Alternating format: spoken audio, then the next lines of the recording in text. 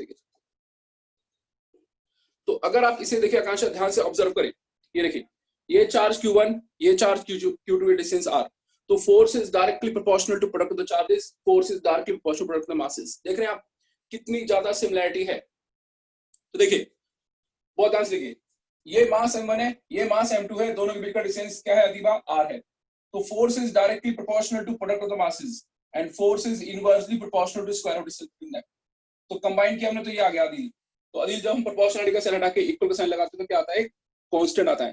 तो F equal to G M1 M2 by R square. ऐसे अदील देखो, ये चार्ज Q1 है, ये चार्ज Q2, दोनों के बीच का डिस्टेंस R है। तो force is directly proportional to product of the charges and force is inversely proportional to square of distance between the charges. आपने कंबाइन किया तो फोर्स इज, ये ममता शर्मा कैसे आ गया आज?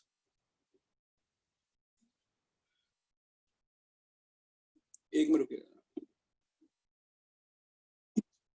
हाँ ममता आए हैं, गौरव आए हैं। हेलो ममता आई हैं या गौरव आए हैं? अभी अभी ममता शर्मा के नाम से आए हैं।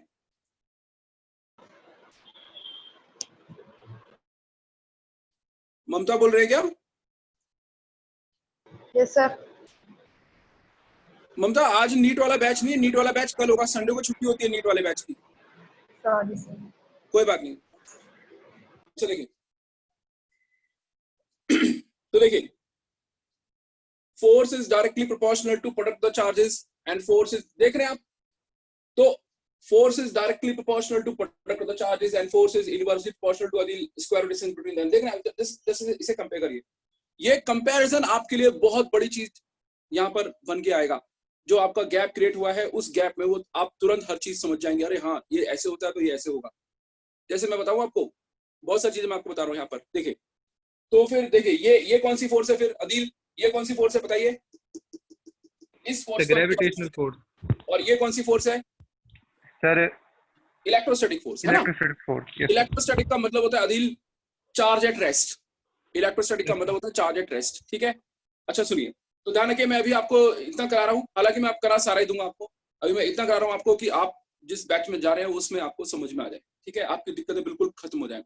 अच्छा सुनिए, तो अगर आप ध्यान से देखिए, आप प्लीज इसका स्क्रीनशॉट ले लें एक बार, टेक द स्क्रीनशॉट प्लीज। आप सभी स्क्रीनशॉट लीजिए इसका। वैसे रिकॉर्ड कर रहा हूं मैं, रिकॉर्डिंग भेज दूंगा आप पाओगे तो। हाँ सुनिए अब,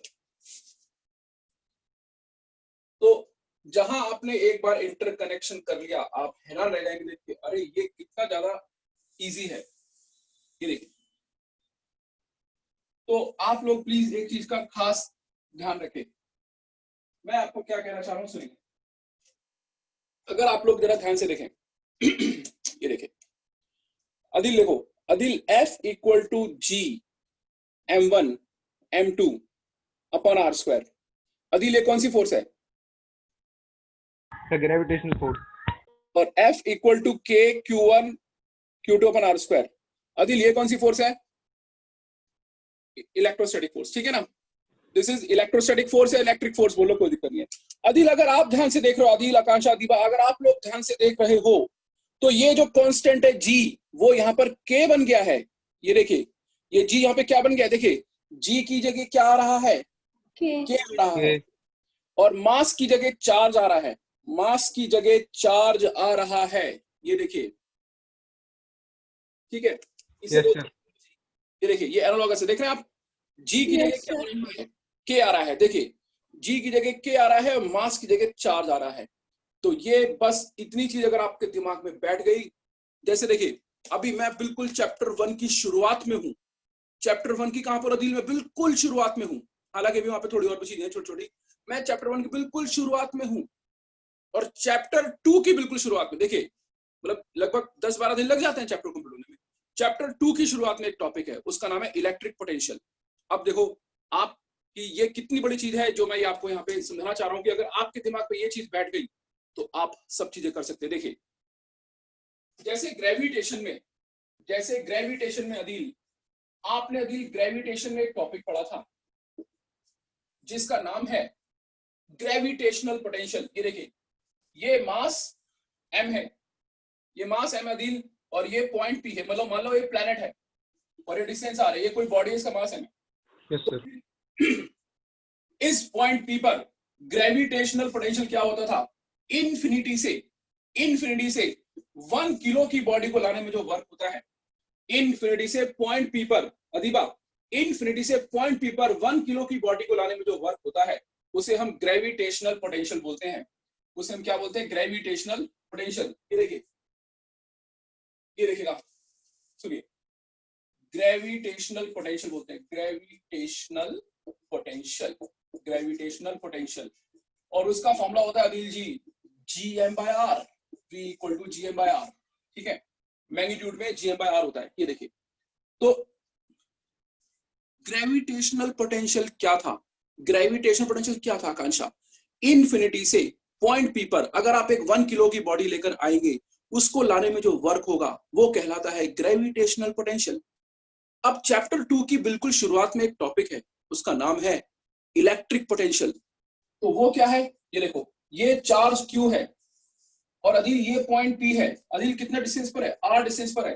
तो अदिल इन्फिनिटी से 1 कूलम को चार्ज को अगर हम लेकर आते हैं, यस सर। इन्फिनिटी से अगर हम 1 कूलम के चार्ज को लेकर आ रहे हैं, तो वो जो वर्क है वो इलेक्ट्रिक पोटेंशियल। यस सर, वो हो जाएगा V is equal to KQ/R। ये देखो, यही तो मैं आपको बता रहा था, यस सर। यही तो मैं आपको ओके, समझा रहा समझ गया। था। पकड़ लिया आपने, देखो क्या क्या कर लिया आपने, क्या अभी 5-10 मिनट भी नहीं हुए क्लास चलते हुए, और आपने चैप्टर 2 की जो डेरिवेशन है, चैप्टर 2 की शुरुआत की डेरिवेशन, उसका रिजल्ट बता दिया, मैंने तो बताया नहीं आपको। देखिए, तो V इक्वल टू KQ/R क्या होता है, इलेक्ट्रिक पोटेंशियल। तो आप देख रहे हैं कितनी ज्यादा सिमिलरिटी है इसकी ग्रेविटेशन से, तो इतना जल्दी आप कनेक्ट कर जाएंगे ना इस चीज को, अगर आप दिमाग में बिठा लिया। तो अभी हमने डायरेक्शन करी नहीं है, ये डायरेक्शन 1 घंटा लेती है, 1 घंटा लगता है इस पूरी डायरेक्शन। यस सर, कनेक्ट हो रहा है पूरा क्या करें आप सर, कनेक्ट हो रहा है एक दूसरे से। बिल्कुल बिल्कुल। तो 1 घंटा, तो ये मैं अभी आपको ऐसे कराना चाह रहा हूँ कि जब आप आगे पढ़ें कल, तो आपकी दिक्कतें काफी कम हो, तो वो ऐसी दिक्कतें कम हो जाएंगी, आपको समझ में आएगा, अरे हाँ यार सर ने बताया तो था कि 1 कूलम का चार्ज लाओगे इन्फिनिटी से पॉइंट पी पर, तो वो इलेक्ट्रिक पोटेंशियल होता है, 1 किलो की बॉडी लाओ तो ग्रेविटेशनल पोटेंशियल होता है। सारी कहानी एक ही तो है, कौन सी अलग है। तो बिना डेरिवेशन किए, बिना कंसेप्ट पढ़े, बिना पेज खोले आपने उसका रिजल्ट बता दिया, इससे बड़ी क्या बात होगी। आपने रिजल्ट बता दिया सर KQ/R, क्योंकि जी की जगह के आना है। ये देखिए, तो अगर आप इन्फिनिटी, देखो ये मास है, इसने चारों तरफ क्या फैलाया, ग्रेविटेशनल फील्ड। ये चार्ज है, चारों तरफ क्या फैलाया, इलेक्ट्रिक फील्ड, ठीक है ना। अच्छा, ये पॉइंट पी है, अगर इन्फिनिटी से पॉइंट पी पर आप 1 किलो की बॉडी लेकर आ रहे हैं, तो जो वर्क हो रहा है that work is gravitational potential. और इन्फिनिटी से 1 कूलम का, अच्छा ये लेके आना है ग्रेविटेशनल फील्ड में, ये लेके आना है इलेक्ट्रिक फील्ड में, तो यहाँ पे जो वर्क होगा आकांक्षा, होगा इलेक्ट्रिक पोटेंशियल, और ये होगा ग्रेविटेशनल पोटेंशियल।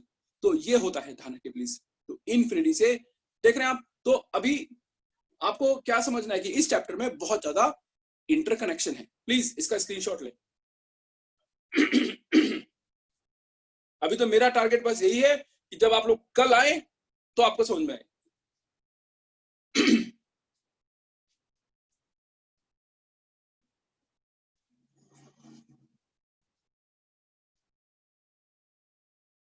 अदिल, वैसे आप पहले आप यहाँ पे समीर के थ्रू आए क्या, यस सर। या आप पहले से जानते भी थे। सर आपको जानता था। जानते, मेरे इंस्टीट्यूट देखा आपने, प्रोफाउंड क्लासेस। यस सर, मेरा घर आपके इंस्टीट्यूट के पीछे ही है। अच्छा, आप C5 में रहते हैं। Yes sir. अच्छा, तो आप उनको भी जानते होंगे, अमान वगैरह को। सर अमान आई जो थिंक, BPM में जो टॉपर है, वही रहते हैं वो भी। यस सर जानता हूँ। अमान, हाँ, मोहम्मद अमान, हाँ। Yes sir.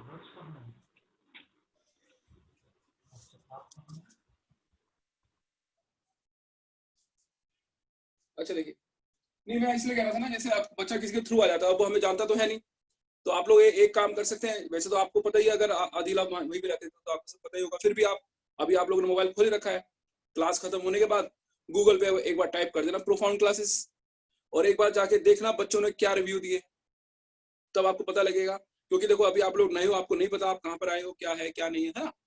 तो एक बार आप गूगल पे टाइप करना प्रोफाउंड क्लासेस, और वहां देखना कि हमारे यहाँ पर फिजिक्स है और कंप्यूटर साइंस है, वो किस लेवल पे होती है, बच्चे किन किन बच्चों ने कैसे कैसे रिव्यू दिए हैं, क्या रेटिंग है, बहुत बहुत फर्क पड़ता है। जो बच्चे आज MBBS कर रहे हैं, जो टॉपर्स हैं, जो DTU में है, कोई कहीं पर है, कोई मौलाना आजाद में, कोई कहीं पर है, तो उन सबके आप रिव्यू देखिएगा।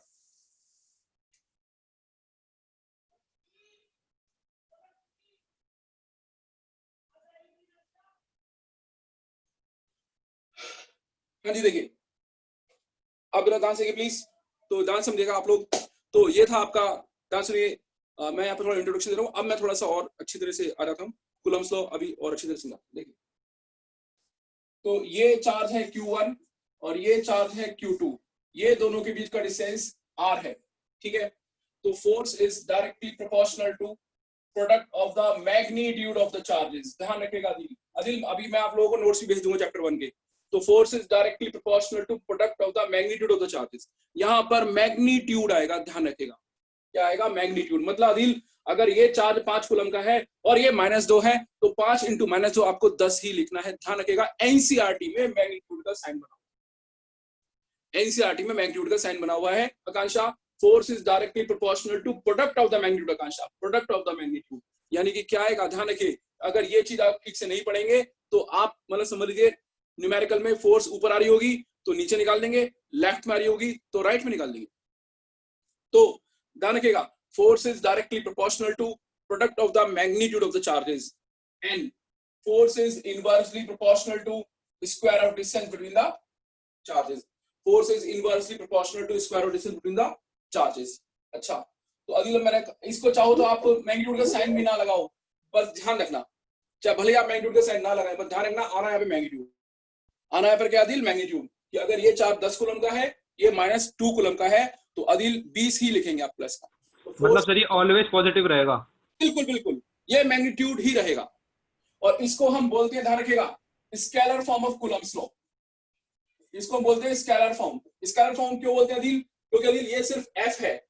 आपको पता है फोर्स एक वेक्टर क्वांटिटी है। फोर्स एक कौन सी क्वांटिटी है? वेक्टर क्वांटिटी है। तो ये सिर्फ F है, वेक्टर F नहीं है। ये सिर्फ F है, वेक्टर F नहीं है। तो force is directly proportional to product of the magnitude of charges and force is inversely proportional to square root of the charges. तो Adiba force is proportional to Q1 Q2 upon R square. Combine किया, proportionality का sign हटा के हमने equal का sign लगाया, तो कितना आ गया, F equal to K Q1 Q2 upon R square. ठीक है, K की वैल्यू होती है यहाँ पर कितनी, 9 × 10⁹ न्यूटन मीटर स्क्वायर पर कूलम स्क्वायर, ये K की वैल्यू होती है। तो ध्यान रखिए F इक्वल टू कितना आ गया, K Q1 Q2 by R square आ गया। अच्छा, एक बार बोर्ड में क्वेश्चन आया था, एक बार बोर्ड में ये क्वेश्चन आया था कि एक बार बोर्ड में क्वेश्चन आया था आपका कि कूलम्स लॉ की कंडीशंस क्या होती हैं। कूलम्स लॉ की कंडीशन क्या होती है, 2008 में आया था। What are the conditions of Coulomb's law? तो नंबर 1, पहली कंडीशन क्या है, charges should be stationary. Charges कैसे होने चाहिए अदीबा, स्टेशनरी होने चाहिए। Akanksha, number 2, charges should be point charges. Charges should be point charges. तो आप कहेंगे सर स्टेशनरी का मतलब तो समझ में आ गया कि वो एट रेस्ट होता है, लेकिन ये पॉइंट चार्ज क्या होता है? तो देखिए पॉइंट चार्ज क्या होता है बताता हूं। देखिए, तो ये एक बार बोर्ड में क्वेश्चन आया था, what are the conditions of Coulombs. Condition है what are the conditions of the Coulomb's law. तो देखिए आकांक्षा, क्या कंडीशन होती है कूलम्स लॉ की, ये चार्ज कैसे होने चाहिए अदिल, ये चार्ज कैसे होने चाहिए, एक तो स्टेशनरी और पॉइंट। ठीक है, स्टेशनरी तो समझ में आ गया होगा आपको कि वो रेस्ट में है। अब आप कहोगे सर ये पॉइंट चार्ज कौन सा होता है, जरा ध्यान से देखिए, what are the point charges. देखिए जैसे ये देखिए, ये आपका, ध्यान सुनिए प्लीज, ये आपका, ये देखिएगा, ये 2 बॉडीज हैं, ठीक है, या ये देखिए, एक मिनट रुकिए प्लीज, मान लीजिए ये 2 बॉडीज है मेरे पास, ये देखिएगा, एक ये बॉडी है और एक ये बॉडी है, ठीक है, ये दोनों बॉडीज हैं, ये चार्ज बॉडीज है, इन पे चार्ज है, मान लीजिए प्लस का चार्ज है, ये देखिए, ये दोनों बॉडीज पर आकांक्षा चार्ज है। अब मान लो आकांक्षा इसका जो साइज है वो है 5 सेंटीमीटर, लीनियर साइज या डायमीटर। इनका साइज कितना है अदिल, देखो ये 2 चार्ज बॉडीज अदिल, ठीक है, दोनों का डायमीटर या साइज कितना है, 5 सेंटीमीटर। 5 सेंटीमीटर। अच्छा, अब सुनो, अब इन दोनों के बीच का गैप मान लो 100 सेंटीमीटर है, इन दोनों के बीच का गैप 100 सेंटीमीटर है। तो चार्ज बॉडी का जो साइज है, चार्ज बॉडी का जो साइज है वो इन दोनों के बीच के गैप के कंपैरिजन में नेग्लिजिबल है। चार्ज बॉडी का जो साइज है वो इन दोनों के बीच के गैप के कंपैरिजन में क्या है, 5 को 100 के कंपैरिजन में आप नेग्लेक्ट कर सकते हो। तो ये पॉइंट चार्जेस हैं। तो पॉइंट चार्ज कौन से होते हैं? अच्छा ये देखो, दोबारा देखो, जैसे देखो ये चार्ज बॉडी है और ये चार्ज बॉडी है, इसका साइज कितना है, 5 सेंटीमीटर, और इसका साइज भी 5 सेंटीमीटर है, ठीक है। अच्छा, और इन पर ये चार्ज है, और इन पर क्या है, ये आपका चार्ज है, और दोनों के बीच का गैप धाने के सेंटर से निकाला जाता है। दोनों के बीच गैप कितना, मान लो 10 सेंटीमीटर है, दोनों के बीच गैप 10 सेंटीमीटर है। तो यहाँ पे जो इनका साइज है, क्या इनके बीच के डिस्टेंस के कंपैरिजन में नेग्लिजिबल है? No sir. नहीं, ये आप 5 सेंटीमीटर को, Akanksha you can not neglect 5 in comparison to 10। क्या आप 5 को 10 के कंपैरिजन नेग्लेक्ट कर सकते हैं? नहीं। तो ये पॉइंट चार्जेस नहीं है। लेकिन आकांक्षा, आप 5 सेंटीमीटर को 100 कंपैरिजन नेग्लेक्ट कर सकते हो, तो ये पॉइंट चार्जेस हैं, ये पॉइंट चार्ज हैं, तो ये होते हैं पॉइंट चार्जेस। तो डेफिनेशन क्या होता है, एनसीईआरटी में दे रखा है। डेफिनेशन क्या होती है, ध्यान रखिएगा। If the linear size of the charge bodies is negligible as compared to distance between the charges, then the charges are said to be point charges. Charges are said to be point charges. तो charges point charges कब होते हैं, समझ में आ गया आपको? ये देखिए अदीबा इसका साइज कितना, देखिए 5 सेंटीमीटर, और अदीबा दोनों के बीच गैप कितना, 100 सेंटीमीटर, ठीक है। अच्छा, तो आप देख सकते हैं यहाँ पर ये 100 सेंटीमीटर है, तो यू कैन नेग्लेक्ट, आप देख सकते हैं सिर्फ 5 सेंटीमीटर का साइज है और गैप कितना ज्यादा है, 100। तो हम कह सकते हैं कि इसको हम इसके कंपैरिजन में नेग्लेक्ट कर सकते हैं। तो इस केस में आदिल, ये पॉइंट चार्जेस है और ये पॉइंट चार्जेस नहीं है, ये पॉइंट चार्जेस नहीं है। अब एक काम करिएगा, मुझे आप बता रहा, मैं आपको बता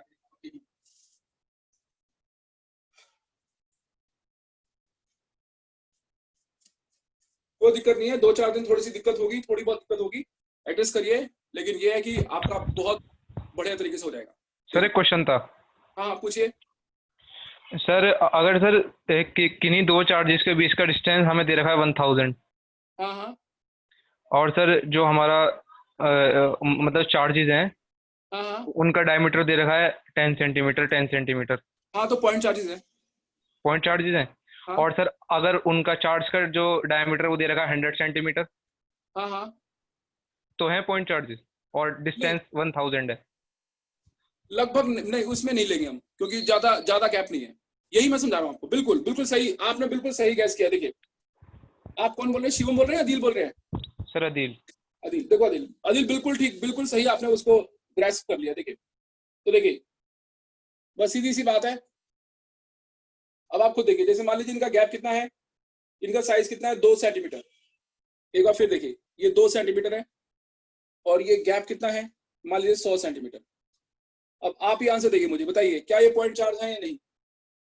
है सर, बिल्कुल ये पॉइंट चार्जेस हैं, क्योंकि यहाँ पे जो साइज है, देखो आकांक्षा, जो क्या है इनका साइज, वो इनके बीच के डिस्टेंस कंपैरिजन में क्या है, नेग्लिजिबल, बहुत कम है। बिल्कुल, तो हम बोलेंगे ये पॉइंट चार्जेस हैं।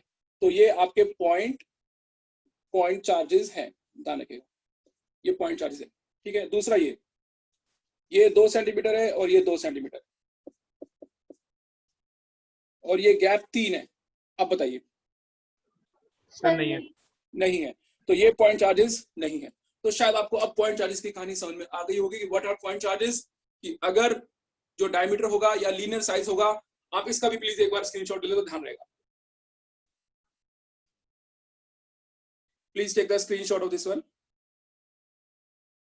ओके, ठीक है। अच्छा सुनिए, तो देखिए, तो पहली कंडीशन क्या है, ध्यान समझिएगा प्लीज। पहली कंडीशन क्या है, चार्जेस कैसे होने चाहिए, स्टेशनरी। दूसरी कंडीशन क्या है, चार्जेस कैसे होने चाहिए, point charges. Charges should be point charges, charges जो है वो पॉइंट चार्जेस होने चाहिए, ठीक है।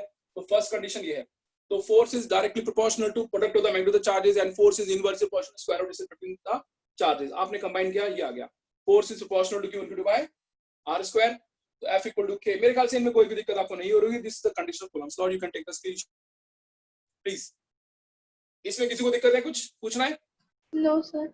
अच्छा मेरी बात सुनिए, अब ये कूलम्ब्स लॉ है, देखो वही होता है। एक तो बच्चों को करा दिया कि बेटा कूलम्ब्स लॉ क्या होता है, force is proportional to product of the charges inverse law चाहिए। तो अब देखो, अब एनसीईआरटी में एक बार आप खोल के देखोगे ना, आपको मिलेगी स्टेटमेंट कूलम्ब्स लॉ की। The magnitude of electrostatic force, magnitude है, देखो F है, वेक्टर F नहीं है।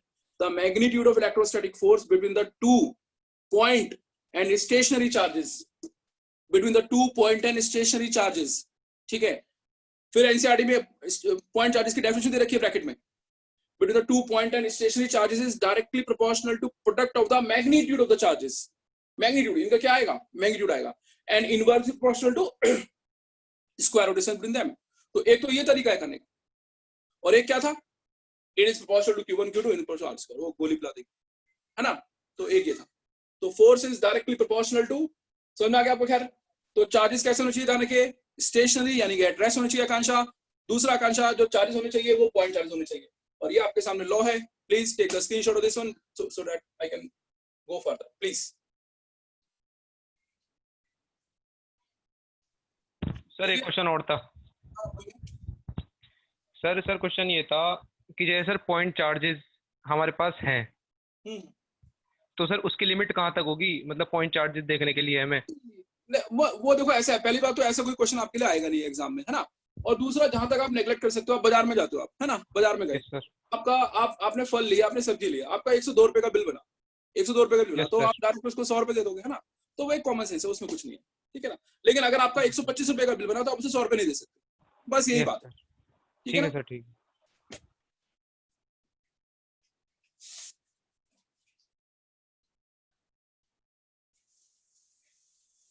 हाँ जी, आप देखिएगा ध्यान से प्लीज। वैसे आदिल, आपने थोड़ा बहुत पहले कूलम्स लॉ पढ़ा था? बस सर वही बुक से ही रिवाइज किया था, मतलब सेल्फ स्टडी। अच्छा, सेल्फ स्टडी करी थी। और Yes, sir. केमिस्ट्री का पढ़ रहे हैं सर के पास? Yes sir. अच्छा, वहां पढ़ते हुए कितना टाइम हो गया? सर लगभग 1 मंथ। अच्छा,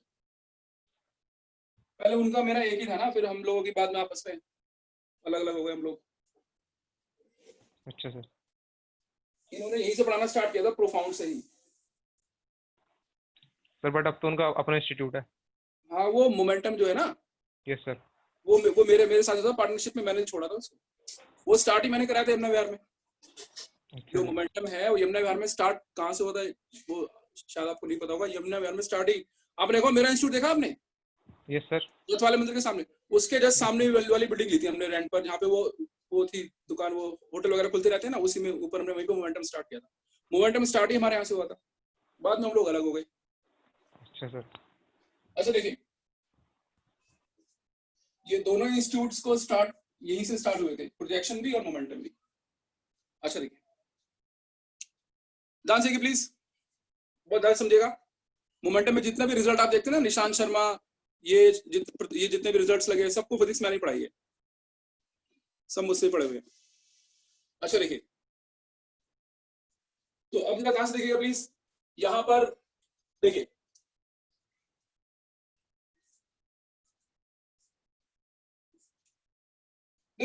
F equal to K, F equal to K Q1 Q2 upon R square, F equal to K Q1 Q2 upon R square, ठीक है। तो अब आप लोग जरा ध्यान से देखिएगा, यहां पे मैं थोड़ा सा आप लोगों का टाइम दूंगा। K इक्वल टू होता है 1/4 पाई एप्सिलॉन नॉट। ये तो जिन बच्चों ने कर रखा है ना चैप्टर, उनको भी नहीं पता होता ये क्या होता है, ठीक है। बहुत सारी चीजें मैं आपको बताऊंगा। देखिए, K इक्वल टू क्या होता है, 1/4 पाई एप्सिलॉन नॉट। इसे आप क्या पढ़ेंगे, ध्यान से सुनिए, इस साइन को बोलते हैं एप्सिलॉन। एप्सिलॉन बोलेंगे, एप्सिलॉन नहीं बोलेंगे, एप्सिलॉन। और ये होता है 0, ठीक है। ये होता है आपका नॉट, ये होता है not. Not stands for 0 in British English, not stands for 0 in British English. तो आप इसको एप्सिलॉन 0 भी बोल सकते हैं, आप इसको एप्सिलॉन 0 भी बोल सकते हैं। तो एप्सिलॉन नॉट, ये इस कंसेप्ट में टीचर्स तक कंफ्यूज रहते हैं, क्योंकि अगर आपने अदील सेल्फ स्टडी करी हो तो आपको भी पता होगा कि इसके बारे में बस इतना ही लिखा होता है कि ये होती है permittivity of the free space, और आगे कुछ नहीं बताते हैं, और ऐसे ही बस ये, और ये आपके सामने कई बार आया भी होगा अगर आपने इसमें भी कंफ्यूज होता है इसमें। बिल्कुल, इसमें क्योंकि ऐसा है ना, बुक्स में नहीं रखा है इसके बारे में, बुक्स में बस ये बता रखा है कि ये परमिटिविटी होती है, बस फ्री स्पेस नाम की। लिखा हुआ है, हाँ, एक्सप्लेनेशन बस नहीं नाम लिखा हुआ, बिल्कुल बिल्कुल, सिर्फ नाम लिखा हुआ है, कुछ भी नहीं बता रखा है इसके बारे में। और सबसे बड़ी बात यह है अदील कि ये पूरे चैप्टर 1 में आपको हर जगह मिलेगा, चैप्टर 2 में आपको हर जगह मिलेगा, ठीक है। और ये बताया रखा है क्या। तो अब मैं आज इसको क्लियर करता हूं। देखिए, तो हम इसे बोलते हैं, ध्यान रखिएगा, इसे क्या पढ़ेंगे, इसे बोलते हैं एप्सिलॉन, इसे बोलते हैं नॉट, इसे हम बोलते हैं permittivity of the free space. Permittivity of free space. ये परमिटिविटी क्या होती है सुनिएगा, बताता हूं आपको। पहले आप इसका स्क्रीनशॉट ले प्लीज, सब बता रहा हूं आपको, चिंता मत करिए।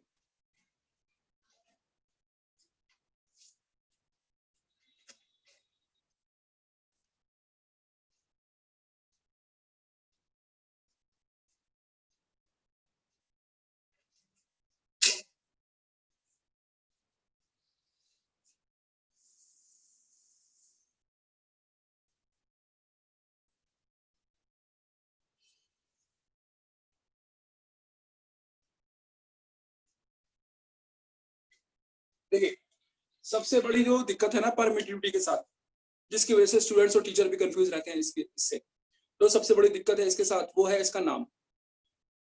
वो है इसका नाम। इसका नाम क्या है, ध्यान से देखिए प्लीज। परमिटिविटी देखिए,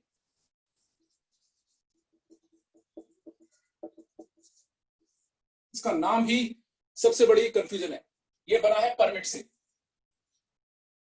लेकिन एक बात ध्यान रखिएगा, ये आपसे कोई पूछने वाला नहीं है, ठीक है ना, तो कोई आपको बताएगा ना आपसे कोई पूछेगा, तो एग्जाम के पॉइंट ऑफ व्यू से ये कोई इंपॉर्टेंट नहीं है। लेकिन फिर भी अब मैं आपको ऐसे रटवा दूं, मैं पूरी 11th पूरी 12th में मेरा रिकॉर्ड है, मैंने एक भी चीज बच्चों को रटवाई, इसे रट लो, ऐसा कभी नहीं किया, ठीक है। तो सुनिए, तो यहाँ भी आपको पूरा समझाऊंगा क्योंकि कुछ तो आंसर होगा ना इसका, ये थोड़ी कि ऐसे याद करना है। जो सबसे बड़ी दिक्कत है इसके साथ, जिसकी वजह से बहुत कंफ्यूजन क्रिएट रहती है, वो है इसका नाम। जैसे मान लो मैं एक पर्सन हूं, मेरा नाम परमिट है, अदिल, मेरा नाम क्या है, परमिट। मैंने यहाँ पे अदिल नेम प्लेट लगा रखी है, क्या लिखा है यहाँ पे, परमिट, ठीक है। और मैं अपने घर के दरवाजे के बाहर खड़ा हूं। अच्छा, आप सब आते हैं मेरे घर में, तो मैंने बोला आप मेरे घर के अंदर एंटर नहीं करोगे। आपको क्या अजीब आदमी है भाई, नाम परमिट है और घुसने देता अंदर। ये इस आदमी का नाम क्या है, परमिट, और ये हमें अपने घर के अंदर नहीं जाने दे रहा। ये क्या बात है भाई, तुम्हारा नाम तो परमिट है। मैंने यहाँ पे क्या लिखा हुआ है, आई एम परमिट, मेरा नाम क्या है, परमिट। तो मैं खड़ा हो गया अपने घर के दरवाजे के बाहर, और आप मेरे पास आए, आप मेरे पास आए। मैंने बोला आप, no you can't enter in my home, मेरे घर में आप एंटर नहीं कर सकते। तो आपके माइंड में क्या आएगा, तुरंत तुरंत क्या स्ट्राइक करेगा आपके माइंड में, यार इस आदमी का नाम परमिट है और ये घर के अंदर नहीं घुस देता है, अजीब अजीब अजीब आदमी, यही सोचोगे आप। ऐसे ही सुनिएगा, ऐसे ही कहानी किसकी है, परमिटिविटी की। ऐसी कहानी किसकी है, परमिटिविटी की है, सुनिएगा। तो अब देखिए, ऐसा होता है अदिल, अगर अदिल आप किसी चार्ज को हवा में रखते हैं, आकांक्षा आप किसी चार्ज को पानी में रखते हैं, आप किसी चार्ज को ऑयल में रखते हैं, आप किसी चार्ज को कहीं भी रखते हैं, तो वो चार्ज चारों तरफ क्या फैलाता है, अपना इलेक्ट्रिक फील्ड फैलाएगा। आपने अदिल एक चार्ज को पानी में रख दिया, एक चार्ज को ऑयल में रख दिया, एक चार्ज को हवा में रख दिया, तो अदिल वो चार्ज चारों तरफ क्या फैलाएगा, अपना इलेक्ट्रिक फील्ड, इलेक्ट्रिक फील्ड फैलाएगा, ठीक है। अब आसपास क्या है, मीडियम है, ऑयल है, पानी है, मीडियम है, ओके। अब वो मीडियम क्या करेगा, वो मीडियम उसको किस तरह से परमिट दे रहा है, वो मीडियम उसको किस तरह से परमिट दे रहा है, उसी को हम क्या बोलते हैं, परमिटिविटी। सुनिए, बिल्कुल उल्टा अपने नाम का। जब भी आपने किसी भी चार्ज को जब भी आपने आकांक्षा किसी भी चार्ज को हवा में रखा, पानी में रखा, ऑयल में रखा, तो वो चार्ज चारों तरफ अपना इलेक्ट्रिक फील्ड फैला रहा है। तो वो मीडियम क्या करता है, जिस मीडियम में मुझे इलेक्ट्रिक फील्ड फैल रहा है, वो मीडियम क्या करता है, वो मीडियम करता है अपोज, कि नहीं मेरे अंदर तुम इलेक्ट्रिक फील्ड नहीं फैला सकते। तो मीडियम के अपोज करने की प्रॉपर्टी को ही हम क्या बोलते हैं, रेजिस्ट करने की प्रॉपर्टी को क्या बोलते हैं, अपोज करने की परमिटिविटी बोलते हैं। मतलब आपने, सुनिए ध्यान से प्लीज, आपने एक चार्ज को अदिल ऑयल के अंदर रखा या पानी के अंदर रखा या पेपर के अंदर रखा, तो वो चारों तरफ क्या फैला रहा है, अपना इलेक्ट्रिक फील्ड फैला रहा है। तो वो मीडियम क्या कर रहा है, वो मीडियम क्या कर रहा है, वो मीडियम क्या कर रहा है, वो मीडियम अपोज कर रहा है।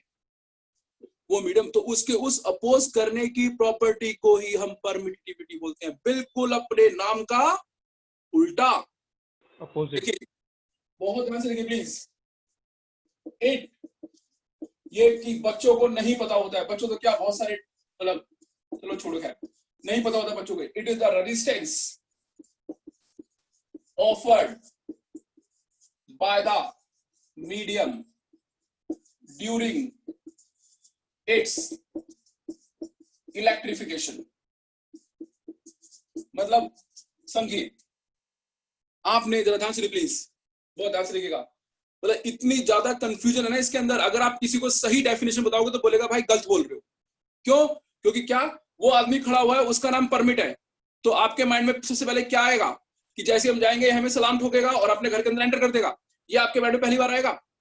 तो वही बच्चों के माइंड में पहली बार आता है कि परमिटिविटी क्या चीज है, कि अगर हम किसी भी चार्ज को किसी मीडियम में रखेंगे तो वो मीडियम उसे अलाउ करेगा, परमिट करेगा, वही परमिटिविटी होगी। लेकिन वो उसका उल्टा है, वो मीडियम क्या करेगा, अपने अपने अंदर इलेक्ट्रिक फील्ड को फैलने को रोकेगा, अपोज करेगा, रेजिस्ट करेगा, और उसकी उसी प्रॉपर्टी का नाम परमिटिविटी है। उसकी उसी प्रॉपर्टी का नाम क्या है? परमिटिविटी है। तो Adiba, it is the resistance offered by the medium during its electrification, permittivity. Physics पढ़ने आपको विदाउट एनी कॉम्प्रोमाइज, हर चीज क्लियर करके। सुनिए मैंने क्या बोला, मैं अभी आपको मैथमेटिकली बता सकता हूँ, लेकिन अभी आपको इतना पता नहीं है चैप्टर के अंदर, तो इसलिए मैं उतना बता रहा हूँ कि आपका क्लियर हो जाए। और सबसे बड़ी बात है, अगर आपको तो पता ही है कि इसकी एक्सप्रेशन कोई बुक्स में नहीं है। मैंने क्या बोला आपको, आपने किसी चार्ज को पानी के अंदर रखा, हवा के अंदर रखा, पेपर के अंदर रखा, ऑयल के अंदर रखा, तो वो चार्ज चारों तरफ अपना क्या फैला रहा है बताइए? Electric field. अच्छा ठीक है, अदील इलेक्ट्रिक फील्ड फैला रहा है। अब अदील वो मीडियम क्या कर रहा है जिसमें वो फैल रहा है? अपोज कर रहा है। अपोज कर रहा है। बहुत बढ़िया अदील। अदील, उस मीडियम के अपोज करने की उसी प्रॉपर्टी को आप क्या बोलेंगे? सर बोलेंगे परमिटिविटी। बहुत बढ़िया, हो गया क्लियर। Yes sir. और अदील, इससे पहले जब आप इसको सोच रहे होगे तो बिल्कुल उल्टा सोचते होगे। Yes sir. बिल्कुल बिल्कुल उल्टा सोचते होगे। तो परमिटिविटी जो आप में जैसे बुक्स होती है ना, बहुत हाई लेवल की जैसे बुक्स हैं, जो साइंटिस्ट या आगे चल के उनके लिए भी बुक्स होती है, तो उनमें साफ लिखा हुआ है। ये सबसे बड़ी दिक्कत इसके नाम की ही दिक्कत इससे बड़ी, इसलिए बहुत कंफ्यूजन रहती है। तो ध्यान रखिए, इट इज द, तो ध्यान रखिए प्लीज, जब भी आप किसी भी चार्ज को किसी भी मीडियम में रखेंगे, मान लीजिए पेपर के अंदर डाल दिया आपने, पेपर के अंदर मतलब पेपर के अंदर डाल दिया, ठीक है, या आपने उसको प्लास्टिक के अंदर डाल दिया, या आपने उसको पानी के अंदर डाल दिया, है ना, तो वो चार्ज चारों तरफ क्या फैलाएगा अपना? फिर इलेक्ट्रिक फील्ड फैलाएगा और चाहेगा सारे में इलेक्ट्रिक फील्ड फैल जाए। लेकिन वो मीडियम क्या करेगा? अपोज करेगा। और उसकी उसी प्रॉपर्टी को हम क्या बोलते हैं? परमिटिविटी बोलते हैं। ठीक है। हाँ शिवम, आप अगर नेटवर्क इश्यू हो रहा है तो शिवम यू कैन लीव, मैं आपको रिकॉर्डिंग भेज दूंगा, ठीक है। और वैसे शिवम आपने पढ़ तो रखा है, ये पढ़ तो रखे, आपको जाना चलेगा शिवम।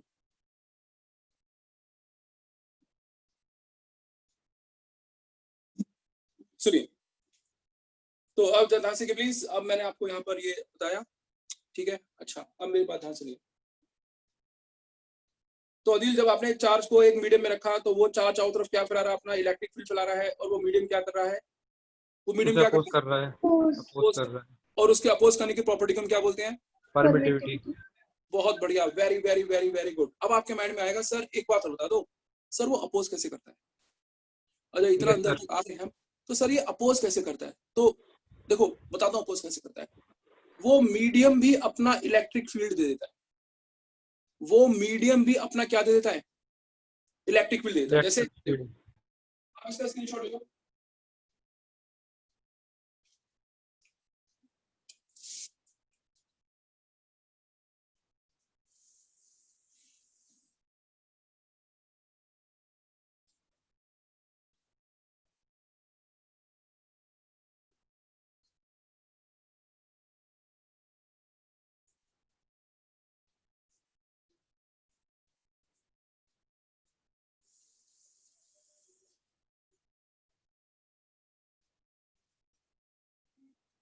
ठीक है।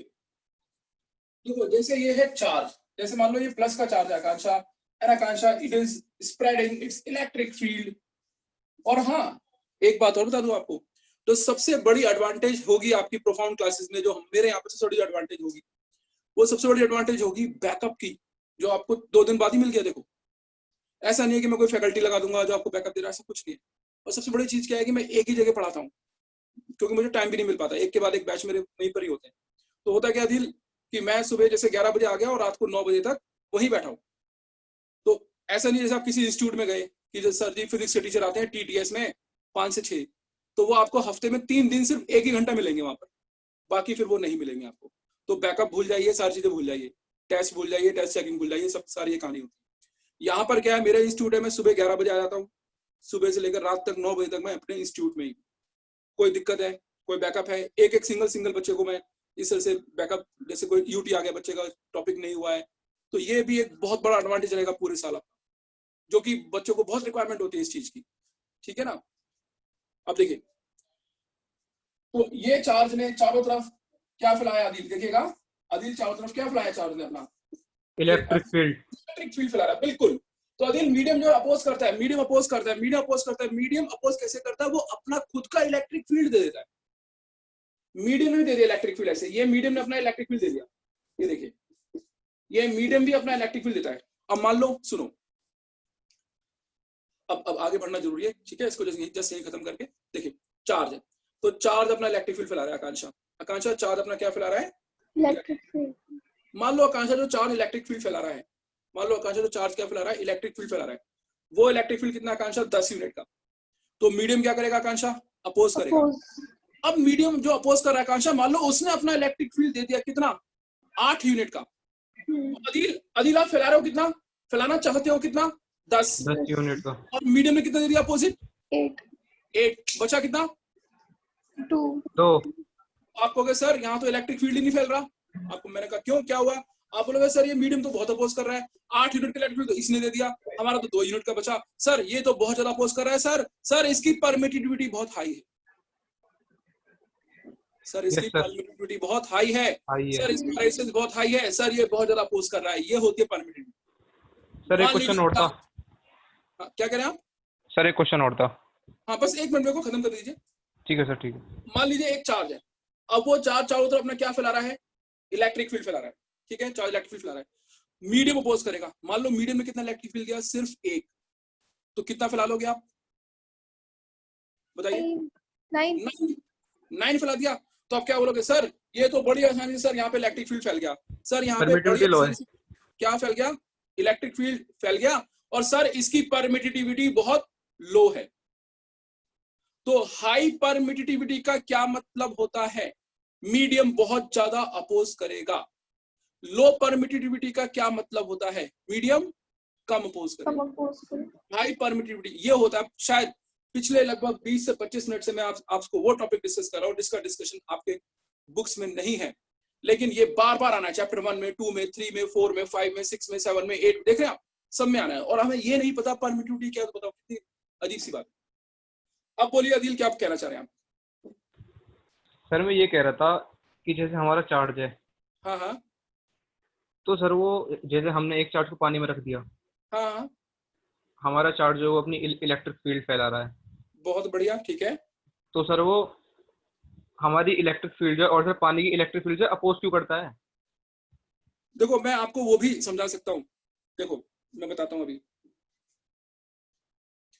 आंसर दे दूं, इसका भी आंसर दे दूं, इसका आंसर दे दूंगा मैं आपको, लो एक मिनट रुकिए, बिल्कुल अभी आंसर दे रहा हूँ मैं आपको। और सबसे बड़ी बात पता है क्या है अदिल, आपका ये जो आंसर है, जो आपने क्वेश्चन पूछा है, इसका आंसर पता है क्या है, जो आपने कल पढ़ा था, अभी देता हूँ आंसर मैं आपको, सुनिए जरा ध्यान से देखिए, मैं क्या कर रहा हूँ आपसे, सुनिएगा, पहली बात सुनिए, देखो सबसे बड़ी बात है, अभी हम जिस टॉपिक को पढ़ रहे थे वो तो भूल ही गए, कूलम्स लॉ बेचारा, वो तो भूल ही गए, कहाँ आ गए हम, सारा परमिटिविटी पर। पहली बात तो मैं एक बार क्लियर कर दूं कि परमिटिविटी क्या है। आपने किसी भी चार्ज को पानी के अंदर रखा तो वो चार्ज चारों तरफ क्या फैलाएगा अपना, बोलिए, इलेक्ट्रिक फील्ड। वो मीडियम क्या करेगा, अपोज। उस मीडियम के अपोज करने की प्रॉपर्टी को हम क्या बोलेंगे, परमिटिविटी। अगर हाई परमिटिविटी है इसका मतलब मीडियम बहुत ज्यादा अपोज, और अगर लो परमिटिविटी है इसका मतलब मीडियम बहुत कम अपोज कर रहा है। मीडियम अपोज कैसे करता है, वही मैंने बताया आपको, अपना इलेक्ट्रिक फील्ड देता है, खैर उतना ज्यादा अंदर जाने की जरूरत नहीं, ठीक है। फिर भी अगर अदिल आपके माइंड में क्वेश्चन, वो खत्म हो गया और इतना ही जरूरी था, ठीक है, इससे ज्यादा जरूरी है भी नहीं। फिर भी अदिल अगर आपके माइंड में क्वेश्चन आया है कि वो इलेक्ट्रिक फील्ड कैसे दे रहा है, तो बहुत अच्छी बात है अदिल, बहुत अच्छी बात है। अगर बच्चा क्वेश्चन पूछता है बार बार, इसका मतलब एक तो उसको समझ में आ रहा है, दूसरा वो उस टॉपिक के काफी अंदर तक जा रहा है।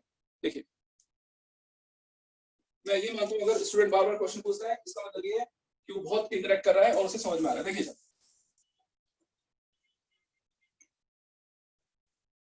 देखिए अदिल ये अपोज कैसे करता है। अदिल आपको याद होगा, जैसे मान लो ये पेपर है अदिल, ठीक है, ये पेपर के पार्टिकल्स थे, कल हमने पढ़ा था। तो आपको याद होगा जैसे हमने इसको इलेक्ट्रिक फील्ड में रखा था तो ये सारे पार्टिकल्स ऐसे अरेंज हो गए थे, देखा था आपने, याद है? यस सर याद है। अच्छा, और अदिल आपको याद होगा आपने इलेक्ट्रिक फील्ड ऐसे लगाया था, ये आपका इलेक्ट्रिक फील्ड था। तो अदिल देखो ये जो मीडियम है, इलेक्ट्रिक फील्ड की डायरेक्शन होती है अदिल पॉजिटिव नेगेटिव, जैसे माइनस वाला पॉजिटिव को अट्रैक्ट कर रहा था, पॉजिटिव वाला नेगेटिव को अट्रैक्ट कर रहा था। बिल्कुल बिल्कुल। तो आपको याद होगा जो मैग्नेटिक फील्ड की डायरेक्शन होती है नॉर्थ टू साउथ, और इलेक्ट्रिक फील्ड की होती है पॉजिटिव नेगेटिव। तो अदिल इन पार्टिकल्स को देखो, अदिल इनका इलेक्ट्रिक फील्ड देखो, इलेक्ट्रिक फील्ड डायरेक्शन होती है पॉजिटिव नेगेटिव। तो देखो ये इलेक्ट्रिक फील्ड ऐसे जा रहा है, ये देखो ऐसे।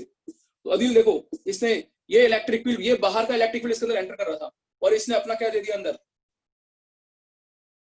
इसका अपना खुद का इलेक्ट्रिक फील्ड आ गया, ये अपोज कर रहा है। Yes sir. ये कहानी है पूरी जो आपने कल टॉपिक पढ़ा है।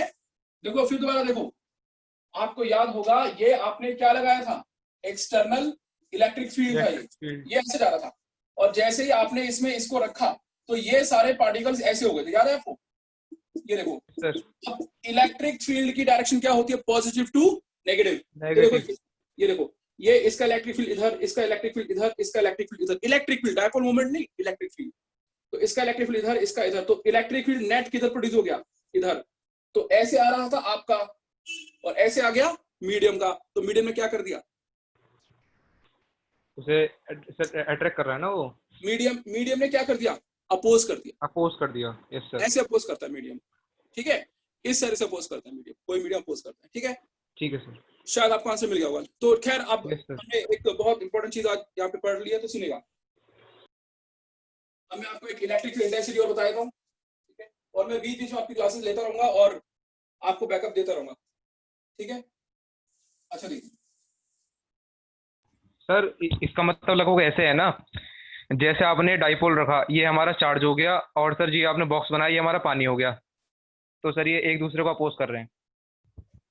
वो जो बॉक्स है वो मेरा पानी है, बिल्कुल, और वो पानी के पार्टिकल्स हैं जो अंदर है, बिल्कुल बिल्कुल, वो अपोज कर रहा है, ऐसे है, ठीक है। लेकिन फिर भी मैं अभी आपको इतना कहूंगा, क्योंकि देखिए अभी आप लोगों की, आपको भी पता है कि ज्यादा कुछ अभी हुआ नहीं है, आप बिल्कुल टू द पॉइंट रहेंगे तो ज्यादा बेटर रहेंगे। देखिए मैंने क्या बोला आपको, F equal to K Q1 Q2 upon R square, ये कूलम्स लॉ होता है। K की वैल्यू क्या होती है, 1/4 पाई एप्सिलॉन नॉट बोलेंगे आप इसको, ठीक है। और एप्सिलॉन नॉट क्या होता है, परमिटिविटी होता है, एप्सिलॉन नॉट को क्या बोलते हैं, परमिटिविटी। अच्छा सुनिए, अब आप ये बताइए, एक बार बोर्ड में क्वेश्चन आया था कि क्या कूलम्स लॉ, एक बार बोर्ड में क्वेश्चन आया था कि क्या कूलम्स लॉ यूनिवर्सल लॉ है। आपको याद है F equal to G m1m2 by r square को हम बोलते हैं यूनिवर्सल लॉ, क्या बोलते हैं, यूनिवर्सल लॉ। तो एक बार बोर्ड में क्वेश्चन आया था क्या कूलम्स लॉ यूनिवर्सल लॉ है। अच्छा मुझे एक बार बताइए, अगर आपने एक चार्ज को पानी के अंदर रखा, ऑयल के अंदर रखा, प्लास्टिक के अंदर रखा, पेपर के अंदर रखा, क्या सबकी परमिटिविटी सेम होगी? नहीं सर। क्या सबकी परमिटिविटी सेम होगी? नहीं होगी ना, सब परमिटिविटी अलग अलग होगी, सब अलग अलग अपोज। क्या जितना पानी अपोज कर रहा है उतना पेपर भी कर देगा? क्या जितना अपोज कर रहा है उतना ऑयल भी कर देगा? नहीं, तो सबकी परमिटिविटी अलग होगी। तो सबकी जब परमिटिविटी अलग होगी तो फोर्स भी अलग होगा। ये एप्सिलॉन ये वैक्यूम के लिए, ये एयर के लिए, हवा के लिए। अगर मैंने ऑयल में रख दिया तो फोर्स क्या होगी, 1/4 pi epsilon oil Q1 Q2 by R square. अगर मैंने इनको पानी के अंदर रख दिया तो 1/4 पाई परमिटिविटी किसकी आएगी, वाटर की, Q1 Q2 upon R square. तो हर मीडियम की क्या होगी, ये फोर्स किसमें है, हवा में, ये फोर्स किसमें है, ऑयल में, ये फोर्स किसमें है, वाटर में। तो आप मुझे बता दीजिए कि अगर मेरे पास अगर ये दो चार्जेस हैं, इनके बीच की फोर्स 100 न्यूटन है, तो क्या पानी में 100 न्यूटन होगी? नहीं सर। ऑयल के अंदर 100 न्यूटन होगी? नहीं सर। सब हर मीडियम में फोर्स क्या होगी, डिफरेंट होगी। इसलिए कूलम्स लॉ ध्यान रखेगा यूनिवर्सल लॉ नहीं है। जबकि आपको याद होगा आपने न्यूटन्स लॉ ऑफ ग्रेविटेशन का दूसरा नाम पढ़ा था क्या, यूनिवर्सल लॉ ऑफ ग्रेविटेशन। ये दो मासेस हैं, ये दो मासेस हैं, इन दोनों मासेस के बीच की जो फोर्स है, ये दो मासेस हैं, इन दोनों मासेस के बीच की जो फोर्स है वो मान लीजिए अदील कितनी है, 100 न्यूटन। अदील पानी के अंदर डाला कुछ और हो गई, ऑयल के अंदर, सॉरी वो यूनिवर्सल ऑफ ग्रेविटेशन। इन दोनों के बीच की फोर्स कितनी है? हवा में 100 न्यूटन, पानी के अंदर 100 न्यूटन, ऑयल के अंदर 100 न्यूटन।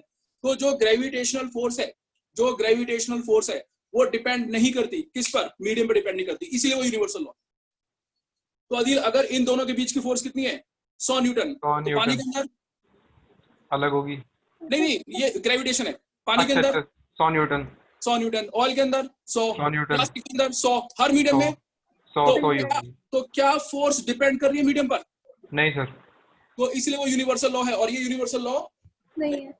नहीं। तो देखिए मैंने ही कंपेयर नहीं कराया है, मैंने ही कंपेयर नहीं कराया आपको ग्रेविटेशन से, बोर्ड खुद भी कंपेयर करता है। बोर्ड खुद भी कहता है कि अगर वो यूनिवर्सल लॉ था तो बताइए क्या ये भी यूनिवर्सल लॉ है? तो board is also comparing, I am not comparing. समझ में आ गया आपको? तो ये universal law. Yes sir, clear हो गया।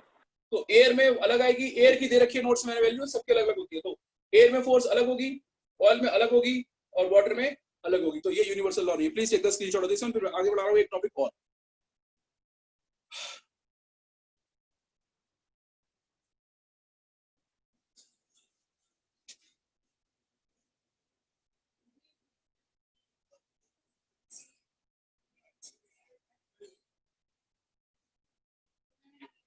दस 15 मिनट हो गए।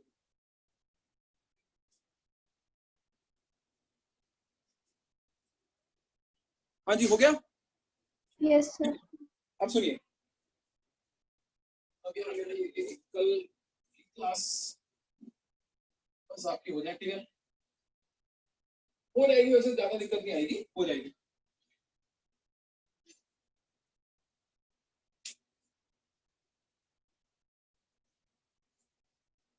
हाँ जी सुनिए, तो अब आपने बहुत अच्छी तरह समझ लिया क्या इस फर्स्ट चैप्टर के जो बेसिक्स उसको समझ लिया आपने कि कूलम्स लॉ क्या होता है, कौन से किस तरह के चार्जेस के लिए एप्लीकेबल है, इसको हम किससे कंपेयर करते हैं, ग्रेविटी से इसका क्या रिलेशन है, परमिटिविटी क्या होता है, ये सारी चीज आपको समझ में आ गई है। ठीक है, अब मैं आपको यहाँ पर एक चीज और बताने जा रहा हूँ आज, जाने के इलेक्ट्रिक फील्ड इंटेंसिटी। ठीक है, हो सकता है देखो थोड़ा आगे पीछे थोड़ा गैप मिले आपको, लेकिन अदिल अभी मेरी पहली प्रायोरिटी क्या है कि जिस बैच में आप आ रहे हैं वहां पे आपको पूरा समझ में आए। देखिए देखिए ऐसा होता है, देखिए एक टॉपिक था आपका, सुनिए एक आपका टॉपिक था, आपको याद होगा, एक आपका टॉपिक था ग्रेविटेशनल फील्ड इंटेंसिटी। देखिए अगर आप कंपेयर कर लेंगे ना बड़ा आसान लगेगा।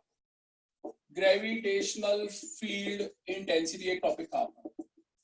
जैसे अभी ये मास m है, तो इस मास m ने चारों तरफ क्या बना रखा है? Gravitational field. ठीक है, और ये पॉइंट P है, ये डिस्टेंस कितना है? r। तो 1 किलो की बॉडी पे फोर्स कहलाती है ग्रेविटेशनल फील्ड इंटेंसिटी। मतलब कहीं पर भी ग्रेविटेशनल फील्ड में अगर आपसे कोई पूछता है कि ये देखो इन चारों तरफ ग्रेविटेशनल फील्ड फैला हुआ है, बताइए इस पॉइंट पर, जैसे देखो अभी मैं भी खड़ा हूँ अर्थ के फील्ड में खड़ा हूँ, है ना, ग्रेविटेशनल फील्ड में खड़ा हूँ, तो इस पॉइंट पर ग्रेविटेशनल फोर्स कितनी होगी? तो फोर्स कितनी होगी? 1 किलो की बॉडी पे फोर्स। ऐसे ही इलेक्ट्रिक फील्ड इंटेंसिटी क्या होती है? इलेक्ट्रिक फील्ड इंटेंसिटी क्या होती है आप बता सकते हैं? गैस कर सकते हैं कि अगर ये चार्ज है और ये पॉइंट P है, ये डिस्टेंस R है, तो आप लोग गैस कर सकते हैं कि इलेक्ट्रिक फील्ड इंटेंसिटी क्या होगी? 1 कूलम। हाँ, 1 कूलम के चार्ज पे फोर्स। अदिल आपको आवाज आ रही है? यस सर, आ रही है। हाँ ठीक है, तो ग्रेविटेशनल फील्ड में अधिभा ग्रेविटेशनल फील्ड में 1 किलो की बॉडी पर फोर्स, जैसे पॉइंट P पर मुझे क्या निकालनी है? ग्रेविटेशन। तो 1 किलो की बॉडी पर फोर्स क्या कहलाती है? Gravitational field intensity. ठीक है ना, और इलेक्ट्रिक इंटेंसिटी क्या कहलाती है? 1 कूलम के चार्ज पे फोर्स, वो इलेक्ट्रिक इंटेंसिटी कहलाती है। ठीक है ना, तो ऐसे ही पता है मैग्नेटिक फील्ड इंटेंसिटी भी होती है, जो आगे चैप्टर 5 में पढ़ेंगे, वहां पर भी होता है कि मैग्नेटिक फील्ड में 1 एम्पीयर मीटर के पोल पे फोर्स। वो खैर वहां का वो वहीं पे बता दूंगा मैं आपको, लेकिन बहुत सारी चीजें हैं, अगर आप कंपैरिजन करेंगे तो हो जाएगा। इसका स्क्रीनशॉट ले, फिर आगे बता रहा हूँ। अभी ये टॉपिक पूरा समझाना है क्योंकि इसका यूज है, कल इसका यूज है। Okay sir. ये ले, इसका कल यूज है। कल कैपेसिटर स्टार्ट, एक्चुअली में चैप्टर 2 मतलब समझ लो 80% कैपेसिटर है, बाकी 20% और। अभी जो मतलब समझ लो निकला वो 20% है, 20-25% निकला। अभी तो मेन तो 80% कैपेसिटर है, और वो डिफिकल्ट टॉपिक। ठीक है ना, इसलिए ये मैं अब आपको बता दूं ताकि आप लोगों को कल दिक्कत ना हो। हो जाएगा 10 से 15 मिनट में हो जाएगा, कोई दिक्कत नहीं। 10 से 15 minute.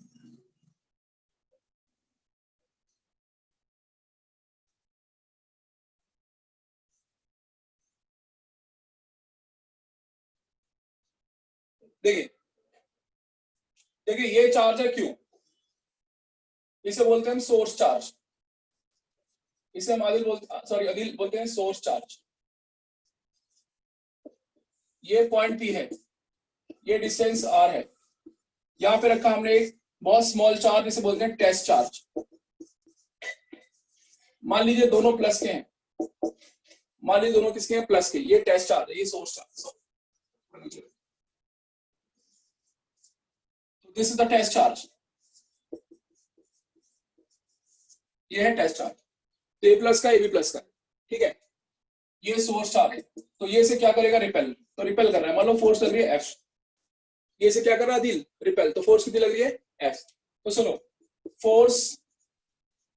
Force on the test charge, test charge पर फोर्स कितनी होगी, टेस्ट चार्ज पर फोर्स कितनी होगी, टेस्ट चार्ज पर फोर्स कितनी होगी दिल, F equal to K, Q1 कितना है कैपिटल Q, Q2 कितना है Q नॉट अपॉन में R स्क्वायर, ठीक है। ये फोर्स किस पर है, टेस्ट चार्ज पर। अच्छा, force on the charge of 1 coulomb, force on the charge of plus 1 coulomb क्या होगी, F अपॉन Q नॉट।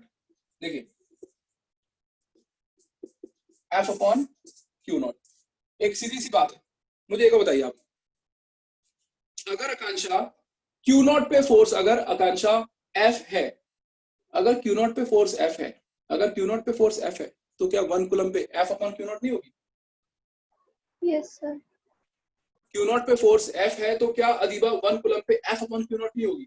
अगर आपसे कोई पूछे बताओ Q नॉट पे फोर्स कितनी है, फिगर देख के बताओ, आप बोलोगे sir F। Adeel Q not पे फोर्स कितनी है बताना फिगर देख के। सर Q नोट पे F, तो अदील 1 कूलम पे कितनी होगी, F upon Q, F upon Q naught, ठीक है अदील। Yes sir. तो अदीबा 1 कूलम पे F अपॉन Q नॉट होगी, उसी को हम बोलते हैं इलेक्ट्रिक फील्ड इंटेंसिटी E, उसी को हम क्या बोलते हैं, electric field intensity E, that is known as electric field intensity E, उसी को हम क्या बोलते हैं, E बोलते हैं। तो E क्या होता है, ध्यान रखिए, F upon Q not, F upon Q naught, ठीक है ना। 1 कूलम पे फोर्स, तो F की जगह F रख दो अदील, आप F की जगह आप F रखोगे तो K Q1 Q2 और Q नॉट से Q नॉट कट जाएगा, ये आ जाएगा KQ अपॉन R स्क्वायर। एक बार फिर देखिए, कोई दिक्कत वाली बात नहीं है, बहुत इजी है। देखिए ये चार्ज कितना अदीबा, प्लस Q है और ये Q नॉट है, और दोनों के बीच का डिस्टेंस R है। मान लीजिए अदील दोनों ही पॉजिटिव हैं, तो अदील ये इसको क्या करेगा, रिपेल करेगा आकांक्षा। तो आकांक्षा इस पे फोर्स कितनी होगी, F equal to K Q1 Q2 by R square. तो Q नॉट पर कितनी फोर्स है, Q नॉट पर कितनी फोर्स है, F। तो 1 कूलम पे कितनी होगी, F upon Q note, F upon Q not. F की जगह आप F रख दो, F को उठाओ और यहाँ रखो, तो क्या कटेगा, Q नॉट से Q नॉट कट जाएगा और ये आ जाएगी KQ बाय R स्क्वायर। ये फोर्स आ जाएगी 1 कूलम पे। 1 कूलम पे 1 कूलम पे फोर्स को 1 कूलम पे फोर्स को हम E बोलते हैं, इलेक्ट्रिक फील्ड इंटेंसिटी। 1 कूलम के फोर्स को 1 कूलम पे फोर्स को हम क्या बोलते हैं, E, इलेक्ट्रिक फील्ड इंटेंसिटी। सुनिए, आप कहेंगे सर हमें एक बात बताइए, आपने सर यहाँ पर पहले रखा टेस्ट चार्ज, फिर आपने डिवाइड किया, सर आपने डायरेक्ट 1 कूलम का चार्ज क्यों नहीं रखा? क्योंकि आप ही कह रहे थे कि 1 कूलम के चार्ज पे फोर्स कितनी होती है, इलेक्ट्रिक फील्ड इंटेंसिटी होती है। सर आपने बताया था कि 1 किलो पे फोर्स होती है ग्रेविटेशनल फील्ड इंटेंसिटी और 1 कूलम पर होती है इलेक्ट्रिक फील्ड इंटेंसिटी। तो सर आपने यहाँ पर डायरेक्ट 1 कूलम का चार्ज क्यों नहीं रखा? सर पहले आपने Q नॉट रखा, फिर सर डिवाइड करके 1 कूलम पे फोर्स निकाल रहे हैं। सर व्हाट इज दिस, ऐसे क्यों कर रहे हैं आप? तो मेरी बात ध्यान सुनिए, देखिए मैंने यहाँ पे गैप भी छोड़ रखा है इंटेंशनली, तो सुनिए क्यों, मेरी बात सुनिएगा। देखिए ऐसा है, मेरी बात सुनिए, देखिए तो यहाँ पर हमने गैप छोड़ रखा है। देखिए ऐसा है, 1 कूलम का चार्ज पता है कितना बड़ा चार्ज है? मैं आपको एग्जांपल तो एनसीईआरटी का एग्जांपल नंबर 2 है, एनसीईआरटी का एग्जांपल नंबर 2, उसमें हम ये स्टडी करते हैं एग्जांपल नंबर 2 में 1.2 में कि अगर, ध्यान से सुनिएगा मेरी बात को, अगर A से B, मान लीजिए एक सब्सटेंस A है और एक सब्सटेंस B है, तो अगर ए से B Adeel 100 crore electrons 100 crore electrons, अगर A to B 100 crore electrons transfer होते हैं पर सेकंड, अगर A to B 100 crore electrons transfer होते हैं पर सेकंड, तो पता है 1 कूलम का चार्ज ट्रांसफर होने में कितना टाइम लगता है? 200 साल। आप सुन के हैरान रह गए होंगे। मतलब अगर ऐसा भी क्यों होता है वो मैं बाद में डिस्कस करूंगा, ठीक है। अगर अदील ए टू बी कितने इलेक्ट्रॉन ट्रांसफर हो रहे हैं? 100 करोड़ इलेक्ट्रॉन्स ट्रांसफर हो रहे हैं पर सेकंड। एक सेकंड में कितने अदीबा? 100 करोड़ इलेक्ट्रॉन्स पर सेकंड ट्रांसफर हो रहे हैं। तो 1 कूलम का चार्ज ट्रांसफर होने में 200 साल, एग्जैक्टली 198 ईयर्स, 200 लगभग 200 साल लग जाते हैं। इससे क्या पता लगा आपको? What do you gas from this? कि 1 कूलम का चार्ज मॉन्स्टर है, ह्यूज चार्ज है, बहुत बड़ा चार्ज है 1 कूलम का चार्ज। अगर आपने थोड़ी बहुत सेल्फ स्टडी करी हो चैप्टर 1 की, तो पूरे चैप्टर 1 में जहां भी अदील न्यूमेरिकल्स मिले होंगे आपको, कभी भी चार्ज कूलम में नहीं होगा, कभी माइक्रो कूलम होगा, कभी नैनो कूलम होगा, कभी 10⁻⁻�6 कूलम होगा। आप पूरा चैप्टर 1 अभी खोल के देखना बुक में, जितने भी न्यूमेरिकल्स हैं वहां पे हमेशा क्या लिखा होगा कि हमारे पास चार्ज है कितना? 2 माइक्रो कूलम, 2 10⁻�6 कूलम। ये सर कूलम बहुत ही रेयर है। कूलम नहीं मिलेगा आपको। क्यों? क्योंकि कूलम बहुत ह्यूज यूनिट है चार्ज की दाम। तो अगर मुझे यहाँ पे 1 कूलम का चार्ज रख के स्ट्रेंथ चेक करनी है, लेकिन अगर मैं यहाँ पे 1 कूलम का चार्ज रख दूंगा तो वो क्या करेगा? देखिए मैं आपको बताता हूँ। सुनिए, तो आपने क्या कंक्लूजन निकाला? आपने क्या कंक्लूजन निकाला कि 1 कूलम का चार्ज क्या है? बहुत बड़ा चार्ज है। 1 कूलम का चार्ज है वो बहुत बड़ा चार्ज है। सुनिए, the charge of 1 coulomb is a huge charge. तो देखिए, ये देखेगा, तो जैसे ये एक चार्ज है, सोर्स चार्ज, मुझे पॉइंट पी पर इलेक्ट्रिक इंटेंसिटी निकालनी है, ये प्लस का है। अगर मैं यहाँ डायरेक्टली +1 कूलम का चार्ज रख दूंगा तो ये चारों तरफ अपना फील्ड बना लेगा, इसको क्या करेगा? रिपेल कर देगा, सब आंधी तूफान आ जाएगा। और हम फिर इसकी इंटेंसिटी कैसे निकालेंगे? इलेक्ट्रिक फील्ड इंटेंसिटी जो होती है वो फोर्स होती है 1 कूलम पर। डेफिनेशन कह रही है कि 1 कूलम पे फोर्स निकालो, लेकिन 1 कूलम वहां रख नहीं सकते। हम 1 कूलम वहां पर रख नहीं सकते, क्योंकि अगर मैंने अदीबा यहाँ पे +1 कूलम का चार्ज रख दिया तो ये चारों तरफ अपना क्या फैला देगा? अपना फील्ड फैला देगा, इसको रिपेल कर देगा, सारा एरिया डोमिनेट कर लेगा और हम इसकी स्ट्रेंथ नहीं निकाल पाएंगे। तो इसलिए हम यहाँ पे 1 कूलम का चार्ज नहीं रखते हैं। तो वहां पे सब फील्ड होगा किसका? 1 कूलम के चार्ज के ऊपर। अच्छा सुनिए, तो फिर अब क्या किया जाए? डेफिनेशन कह रही है 1 कूलम के चार्ज पे फोर्स है बेटा इलेक्ट्रिक इंटेंसिटी।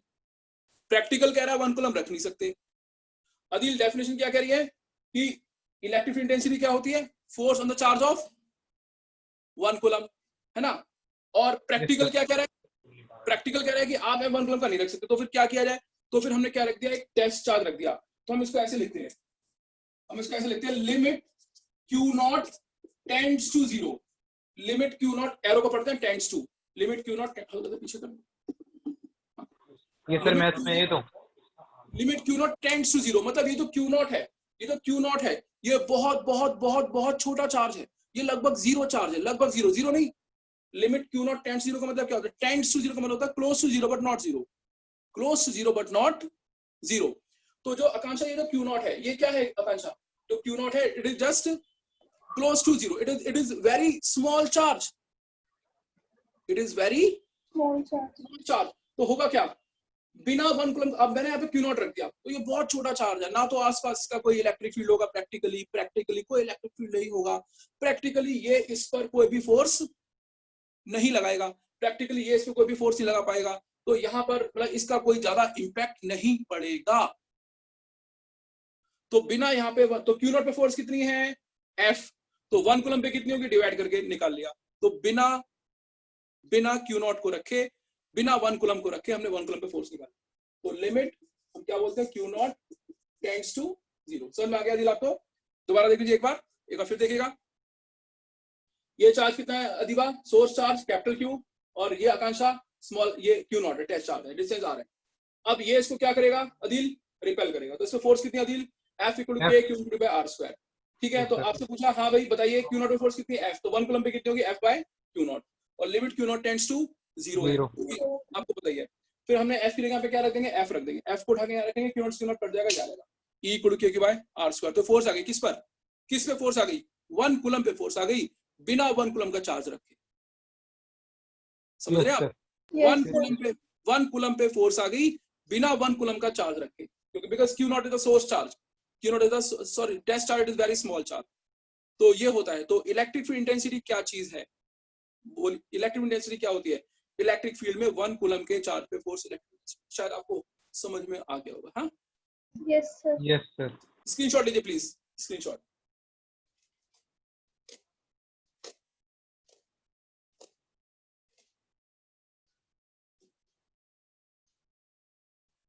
तो आपने यहाँ पर क्या कंक्लूजन निकाला? ध्यान से please, what do you conclude right now? आपने यहाँ पे क्या कंक्लूजन निकाला है कि इलेक्ट्रिक फील्ड इंटेंसिटी क्या होती है? अब ये एक्चुअली कल बहुत जगह यूज होना है। ये ई जो है ना, आप बस ध्यान रखना, ई किस पे फोर्स है? 1 कूलम पर। आप बस इतना याद रखना, ई किस पे फोर्स है? 1 कूलम पे फोर्स है ई। तो ये हो गया आपका इलेक्ट्रिक फील्ड इंटेंसिटी। तो मैंने यहाँ पे 1 कूलम का चार्ज क्यों नहीं रखा, बताइए अभी। सर क्योंकि बहुत हाई होता है वो। बिल्कुल, बहुत ह्यूज चार्ज होता है, बहुत बड़ा चार्ज होता है। अगर हम 1 कूलम का चार्ज रख देंगे तो वो चारों तरफ अपना ही फील्ड फैला देगा, इसको रिपेल कर देगा। मतलब कुछ समझ में नहीं आएगा आपको क्या हो रहा है यहाँ पर। ठीक है ना? खत्म हो जाएगा। बिल्कुल, ये है। लेकिन हमने ये भी है कि हमने 1 कूलम पे फोर्स निकाल भी लिया ना, बिना 1 कूलम को रखे 1 कूलम पे फोर्स निकाल। अच्छा सुनिए, अब एक चीज और, बस 2 मिनट की और, ताकि कल बस मेरी पता अभी प्रायोरिटी क्या है। हालांकि पढ़ाया मैंने आपको सीक्वेंस नहीं है, बिल्कुल कोई दिक्कत नहीं, आगे पीछे कुछ नहीं है। कूलम्स लॉ है, फिर कूलम्स लॉ के बाद इलेक्ट्रिक फील्ड इंटेंसिटी आती है। ठीक है ना? तो ये मैंने करा इतना दिया आपको कि दिक्कत आपकी लगभग खत्म हो जाएगी कल। मतलब इतना रह जाए कि जो आगे पढ़ रहे हैं वो समझ में आ रहा है और पीछे का बैकअप मिलता रहे, बस ये हो जाए। ठीक है ना? अब मान लो पीछे का बैकअप मिल रहा है और आगे का समझ में नहीं आ रहा, तो वो भी बेकार है। ठीक है ना? मैंने बैच भी इसलिए 4 बैच कर रखे हैं। 2 बैच तो मेरे चल रहे हैं, उनमें चौथा चैप्टर चल रहा है। जो 2 बैच है मेरे, उनमें 4th चैप्टर चल रहा है, मैग्नेटिक इफेक्ट ऑफ करंट। वो शुरू में स्टार्ट हो गए थे काफी, और ये नया बैच है। एक बैच और है, उसमें 3rd चैप्टर चल रहा है, उसमें वो टीटीएस में, उसमें 3rd खत्म ही हो गया, लगभग न्यूमेरिकल चलते। यही बैच है सबसे पीछे जो। अच्छा सुनिए, तो मैंने आपको बताया यहाँ पर, ध्यान से सुनिएगा प्लीज। हाँ, तो ये आपको सारा समझ में आ गया होगा। ठीक है ना? अब जरा ध्यान से सुनिए, मैं यहाँ पे बात कर रहा हूँ। चलो एक छोटी सी, अब ये मैंने आपको करा दिया क्या, कूलम्स लॉ बता दिया मैंने, आज आपको परमिटिविटी बता दिया मैंने, आपको इलेक्ट्रिक एसिड बता दिया। छोटी छोटी मैंने, मेरा जो टारगेट है कि मैं आपको टर्म्स बता दूं, ताकि आप जब कल पढ़े तो आपको सब कुछ क्लियर हो जाए। अच्छा सुनिए, मैं आपको एक टर्म और बताता हूँ, पोटेंशियल डिफरेंस। पोटेंशियल डिफरेंस और बताता हूँ मैं आपको यहाँ पे, सुनिए। जैसे ये चार्ज है प्लस क्यू, इवन आप 10th क्लास में पढ़ चुके हैं पोटेंशियल डिफरेंस। आपने ए से बी तक एक चार्ज को लेके जा रहे हैं, 5 मिनट लगेंगे, बस 5 मिनट और बस, फिर मेरी भी सरदर्दी खत्म हो जाएगी यार, क्योंकि फिर मेरे को भी अजीब सा लगता है, मैं पढ़ा रहा हूँ बच्चों को समझ नहीं आ रहा, तो मुझे भी अच्छा नहीं लगता। सामने आ रहा है 5 मिनट, ठीक है बेटा? देखो अब सुनिए, देखिए, तो अदिल यहाँ पे एक चार्ज रखा हुआ है। जैसे अदिल मान लो यहाँ पे +1 कूलम का चार्ज रखा हुआ है, ठीक है अदिल, और ये प्लस का है। अगर अदिल मैं 1 कूलम के चार्ज को ए से बी तक लेके जाऊंगा, तो अदिल ये क्या करेगा? सर रिपेल करेगा। रिपेल करेगा। तो अदिल ये फोर्स लगाएगा। ये क्या लगाएगा? फोर्स लगाएगा। कितनी फोर्स लगाएगा अदिल? ये ई। आपको सर ई, यस, अभी क्या पढ़ा आपने? 1 कूलम पे फोर्स क्या होती है? ई। 1 कूलम पे फोर्स क्या होती है? ई होती है। 1 कूलम पे फोर्स ई होती है। तो अदिल फिर आप कितनी लगाओगे? सर हम मतलब कैसे? हाँ, क्या करें आप? सर हम मतलब कैसे? मतलब ऐसा ना अदिल, जब आप ए टू बी लेके जाओगे अदिल, तो ये रिपेल करेगा, तो ये आपका रिपल्सिव फोर्स लगाएगा, ई लगाएगा। तो आप कितनी लगाओगे? आप भी पता है कितना लगाओगे? आप भी इक्वल अपोजिट ई लगाओगे। इक्वल लगानी है। अब आप ये बोलेंगे, सर अगर हम इक्वल अपोजिट फोर्स लगाएंगे, सर मूव कैसे करेगा? Yes sir.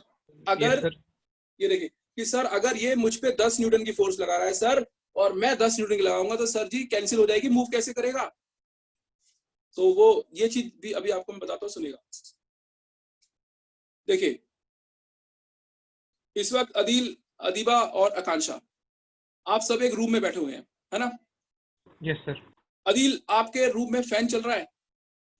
Yes sir. अच्छा अदिल, अब ध्यान से सुनना। अदिल, इस वक्त फैन को देख के मुझे बताओ कि क्या उसकी स्पीड बढ़ रही है या घट रही है? इस वक्त आपके फैन की स्पीड बढ़ रही है या घट रही है? सर कांस्टेंट है। बहुत बढ़िया, वेरी गुड, आपके फैन की स्पीड कांस्टेंट है। अच्छा, तो मुझे बताइए अदिल, आपके फैन का एक्सीलरेशन कितना है अभी? 0। यस सर 0, क्योंकि स्पीड कांस्टेंट है। बिल्कुल, तो अदिल फोर्स, अदिल एक्सेलरेशन कितना आ गया अदिल? 0। अदिल फोर्स क्या होती है? F equal to ma। Force क्या होती है? F equal to ma। A कितना है? 0 हो गई। बिल्कुल, यही तो समझा रहा हूं मैं आपको। 4-0 हो गई। 4-0 है लेकिन फैन मूव कर रहा है। 4-0 है लेकिन फैन मूव कर रहा है। ये अब आपका ये डाउट तो मैंने आपके ऊपर ही क्लियर करा दिया। Yes sir. मैंने आपके ऊपर ही मैंने आपके रूम में क्लियर करा दिया आपको कि पहली बात तो एक चीज देखिए, कभी आप ये सोचते हो कि अगर किसी बॉडी पर फोर्स 0 तो मूव कैसे करेगी। अगर किसी बॉडी पर ये पूरी अलाउंस में कई जगह आता है कंसेप्ट, लेकिन बच्चों को क्लियर ही नहीं कराया जाता है। अब आप ये देखिए, आपके बैठ में क्वेश्चन आएगा, सर जी अगर फोर्स 0 है तो सर बॉडी मूव कैसे करेगी? अगर फोर्स 0 है तो बॉडी मूव कैसे करेगी? आंसर मिल गया आपको? Yes sir. आपके रूम में जो फैन लगा हुआ है उस फैन की स्पीड ना तो बढ़ रही है ना घट रही है। उस फैन की स्पीड कांस्टेंट है। उस फैन का एक्सीलरेशन 0 है। और कोई भी फोर्स क्या होती है Akanksha? m into a. F equal to ma होता है अदीबा। अदीबा अगर a 0 है तो फोर्स भी 0 है। फोर्स भी 0 है। तो अगर आप ध्यान से देखें तो आपके फैन की कुछ कंडीशंस हैं। Acceleration 0, force 0, velocity constant. Acceleration 0, force 0, velocity constant. तो ऐसे ही अदिल जी, अगर मैं चार्ज को A टू B लेके जाऊंगा तो अगर मैं भी E फोर्स लगाऊंगा तो नेट फोर्स होगी 0, एक्सीलरेशन होगा 0। नेट फोर्स कितनी होगी? 0। एक्सीलरेशन कितना होगा? 0। लेकिन कांस्टेंट वेलोसिटी से लेकर जाऊंगा मैं ऐसे की चार्ज को, तो वर्क कितना करूंगा मैं? तो वर्क कितना होगा अदिल मेरा? मैंने फोर्स कितनी लगाई? E। और डिस्टेंस अगर ये मान लो कितना D, तो वर्क कितना हो जाएगा? ED। Yes sir. Work equal to क्या होता है? Force into displacement. ये मैंने आपको बड़ी छोटी सी चीज बताई है, लेकिन ये इतनी जगह है ना फिजिक्स में, मतलब पूरी 11th क्लास में 20 जगह है ये। फ्रिक्शन में, इसमें, टॉर्क में, रोटेशन मोशन में बहुत जगह, लेकिन बच्चों के छोटे छोटे बेसिक्स क्लियर नहीं होते हैं, इसीलिए वो फिर आगे नीट जेईई में उनको दिक्कत करते हैं। आगे नीट और जेईई में उनको दिक्कत होती है। तो मैं बता रहा हूँ आपके कंसेप्ट में बिल्कुल भी दिक्कत नहीं आएगी। आपके कंसेप्ट इतने स्ट्रॉन्ग बना दूंगा ना मैं जब मोमेंटम में पढ़ाता था तो मेरे को M1 बैच पढ़ाता था।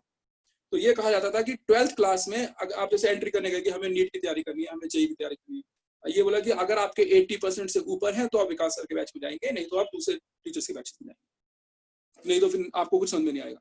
तो ऐसा कुछ नहीं है कि मैं बहुत हाई फाई पढ़ा रहा हूँ, कुछ बहुत ज्यादा आपको इनडेप्थ समझा रहा हूँ। मेरा तो बस ये होता है कि जो एनसीईआरटी में लिखा है, जो चीज आप पढ़ रहे हैं, जैसे परमिटिविटी समझाया मैंने आपको, आज ही आपको एक चीज क्लियर करा दी मैंने, डायनामिक इक्विलिब्रियम ऐसी क्लियर करा दी बैठे बैठे।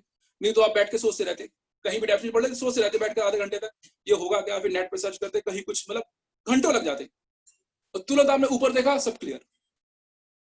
तो अगर कोई चीज माइंड में आ रही है, वैसे अदिल आप बताइए, आप नीट के स्टूडेंट हैं या जेईई के? Sir JEE. अच्छा, तो मैथ्स कहाँ पढ़ते हैं आप? सेल्फ। मैथ्स सेल्फ कर रहे हैं? हो गई। अच्छा, मैथ्स खत्म हो गई क्या? Yes sir. 12th की? Yes sir. वो कैसे कर लिया आपने, खुद ही कर ली? सर लगभग 40% कर ली थी 11th में, बाकी बची हुई अभी छुट्टियों में कर ली थी। अच्छा, और अदीबा आप मेडिकल है नॉन मेडिकल है? Medical sir. मेडिकल है। तो आप बायो कहाँ पढ़ते हैं अदीबा? सचिन शर्मा। सचिन शर्मा आलोक पढ़े हैं सर के यहाँ पर? हाँ जी। आलोक पढ़े से लगभग रोज ही बात होती है। और आप आकांक्षा मेडिकल है नॉन मेडिकल है? मेडिकल है। अच्छा, आप कहाँ पढ़ते हैं बायो? सर वहीं पर। Sachin Sharma sir? Yes sir. ध्यान रखिएगा प्लीज, एक बात ध्यान रखिएगा, सुनिए। देखिए आपको मैं बता दूं, आप आ ही गए हैं, वैसे तो आप धीरे धीरे आपको सब पता चल ही जाएगा जब धीरे धीरे आप जाएंगे मार्केट में और पता लगेगा आपको। तो ध्यान रखिए, मेडिकल में भी बिना फिजिक्स के आपका सिलेक्शन नहीं। मेरे इस बार 7 बच्चों को सीट मिली थी मेडिकल में, 7 बच्चों को सीट मिली थी इस बार एमबीबीएस में। हाईएस्ट नंबर थे 650 मौलाना जात में। तो बिना फिजिक्स के आपका सिलेक्शन नहीं होता है, शायद अगर आपको पता हो मेडिकल में। क्योंकि होता क्या है, हर बच्चा एवरी सिंगल, सबसे पहले तो बच्चा क्या करता है, बायो लर्न करता है। तो 100 में से 90 बच्चों को बायो कंप्लीटली याद होती है और उसका कॉन्फिडेंस होता है 360 नंबर की बायो आती है, कहते हैं मैं 300 250 300 नंबर ले आऊंगा। फिर 100 में से लगभग 70 से 80 बच्चा जो होता है उसकी केमिस्ट्री में कॉन्फिडेंस होता है कि उसमें मोस्टली पार्ट जैसे 11th का पूरा इनऑर्गेनिक लर्निंग आके फंसता है कहाँ पर, आपको ही पता है, फिजिक्स में। क्यों? सारे न्यूमेरिकल आने हैं, सारे क्या आने हैं? न्यूमेरिकल आने हैं। अदिल आपको शायद पता हो, मेरा एक स्टूडेंट और है C5 में या C6 में रहता है, उसका नाम है आपका सारांश, LFPS का है, इसी बार 12th के पेपर दिया उसने, उसके जेई मेंस में परसेंटाइल आया अदिल 99.82 फिजिक्स में, परसेंटाइल आया उसका 99.82। तो अपने उसका बोर्ड देखा था, वैसे जानता नहीं परसेंटेज। अच्छा, नहीं बोर्ड तो अभी लगवाया नहीं, क्योंकि अभी तो एक बार पेपर दिया फिर दूसरी बार पेपर दे रहा है, इसी अभी तो पेपर दिया ना अभी उसको सोशल मीडिया पे। हाँ, तो ये है, तो थोड़ा अपना बेसिक्स को आप स्ट्रॉन्ग रखें और बेसिक्स पे ध्यान दें, क्योंकि देखो ऐसा है 12th में बोर्ड में तो नंबर आ ही जाएंगे, बोर्ड की चिंता मत करिए, आगे भी देखिए, नहीं तो बच्चे में मेरे पास 5 साल के बच्चे ड्रॉपर पढ़ रहा है, 5 साल से ड्रॉप कर रहे हैं मेडिकल में, मतलब आप हैरान रह जाएंगे, 5वां साल है, समझ रहे हैं आप? 1 साल आकाश चले गए, 1 साल वहां चले गए, 1 साल यहाँ चले गए, 1 साल कोटा चले गए, 1 साल यहाँ चले गए, लेकिन सिलेक्शन कौन कराएगा? सिलेक्शन आपका ध्यान रखिएगा, आप ही कराएंगे, मैं नहीं कराऊंगा। कोई अगर ये कहता है मैं सिलेक्शन करा दूं, गारंटी ले रहा हूँ, झूठ बोल रहा है। जब तक आप अपने हाथ में पेन नहीं पकड़ेंगे, जब तक आप नहीं ठान लेंगे कि मुझे सिलेक्ट होना है, कोई सिलेक्ट नहीं करा सकता, ठीक है ना? तो ध्यान रखिए, आपको कंसेप्ट्स को बहुत स्ट्रांग रखना है, आपको भी, और आपको अदिल जेई के लिए आपको मैथ्स पे भी ध्यान देना पड़ेगा। केमिस्ट्री तो इजी आती है, मैथ्स डिफिकल्ट आता है जेई में, मैथ्स और फिजिक्स बहुत ज्यादा दिक्कत करते हैं सर। प्रॉब्लम उसमें ही रहती है केमिस्ट्री के अंदर। किसमें? केमिस्ट्री में क्या सर? मोस्टली प्रॉब्लम मुझे केमिस्ट्री में ही रहती है। नहीं, आपको मोस्टली प्रॉब्लम केमिस्ट्री में रहती है, वो एक बात अलग है, और डिफिकल्ट क्या आता है वो एक बात अलग है। अभी शायद आप जेई का अगर आप पेपर देखेंगे तो जेई में नंबर 1 पे आती है मैथ्स डिफिकल्ट, नंबर 2 पे फिजिक्स और नंबर 3 पे वो आपका केमिस्ट्री। खैर, ध्यान रखिए, अपने कंसेप्ट से आपको ध्यान रखना है, और अगर कोई दिक्कत है तो आप मुझसे शेयर करें, बिना शेयर के दिक्कत दूर नहीं होगी, ठीक है ना? अब आपने मुझे बता दिया कि सर हमें, नहीं तो अभी जैसे आपने मुझे बोल रखा था अदिल कि मैंने इलेक्ट्रोस्टैटिक्स कर रखा है और उन्होंने भी कर रखा है, तो फिर मैं दूसरे 2-3 बच्चों को और बुला लेता कि भाई तुम आ जाओ, मैं इलेक्ट्रिक पोटेंशियल वगैरह पढ़ा दूंगा, ठीक है ना? लेकिन फिर आपने मुझे बता दिया कि सर हमने कुछ नहीं पढ़ रखा, तो फिर मैंने उस हिसाब से पढ़ाया। तो अगर आप मुझे बता देंगे ना तो आपकी प्रॉब्लम सॉल्व हो जाएगी 100%। तो देखिए, मैं कहता हूं आपसे, अगर आप चार्ज को ए से बी तक लेके गए तो आप पे कितनी फोर्स लगी? ई क्यों लगी? क्योंकि 1 कूलम पे फोर्स ई होती है, डेफिनेशन। इलेक्ट्रिक फील्ड इंटेंसिटी क्या होती है? Force in the charge of 1 coulomb. तो अब आप देखिए कितनी छोटी सी चीज थी। अभी आप देखना अदिल, आप मेरे पास पढ़ रहे हो, अभी मैंने आपको ये बताया, अभी ये 85 बार आ रहा है आगे कि अगर इतनी फोर्स लग रही है, मैं इतनी लगाऊंगा तो कितनी लगाऊंगा, तो बच्चा बोलेगा तुरंत छोड़ दी सर, उससे थोड़ी सी ज्यादा। तो देखिए बच्चों का, जबकि ये यहाँ पर लिखा हुआ है डेफिनेशन में, तो जब आप ए से बी तक लेकर जाएंगे तो आप पे कितनी फोर्स लगेगी? ई। तो आप कितनी लगाओगे? Equal and opposite. तो नेट फोर्स कितनी रहेगी? 0। एक्सीलरेशन? 0। Velocity constant. बहुत बढ़िया, बहुत बढ़िया। तो work equal to force into displacement. तो फोर्स कितनी लगाई आपने? ई। डिस्प्लेसमेंट कितना हुआ? डी। तो ये आ गया वर्क, और इस वर्क को हम 1 पॉइंट दूसरे पॉइंट तक वर्क को बोलते हैं पोटेंशियल डिफरेंस वी। तो ये पोटेंशियल डिफरेंस है। कल शुरुआत इसी से होनी है। कल मैं V इक्वल टू ईडी लिखूंगा यहाँ पर, कल मैं V इक्वल टू ईडी लिखूंगा। तो समझ में आ गया आपको? वर्क ये क्या है? V इक्वल टू ईडी क्या है? पोटेंशियल।